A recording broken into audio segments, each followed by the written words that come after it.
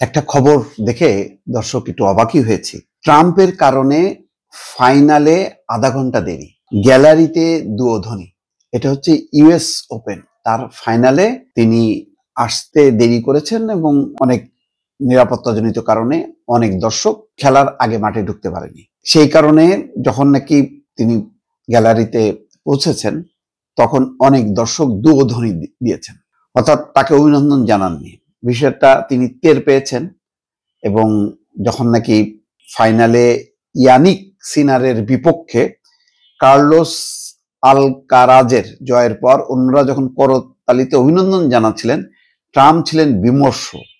তার ওই মুহূর্তের মুখভঙ্গি এখন সামাজিক যোগাযোগ মাধ্যমে মিম হিসেবে ছড়িয়ে পড়েছে। দেখেন দর্শকরা কত সিরিয়াস। তুমি প্রেসিডেন্ট হও, যাই হও না কেন, তোমার আধা ঘন্টা দেরিতে আসার কারণে ফাইনাল শুরু হবে দেরিতে, নিরাপত্তাজনিত কারণে অনেক দর্শক ঢুকতে পারবে না বা খেলা শুরুর আগে তারা পৌঁছাতে পারবে না, তাদেরকে বাধা দেওয়া হবে। এইসব কিন্তু আমেরিকার জনগণ পছন্দ করে না। বাংলাদেশে এগুলি তো অহরহ।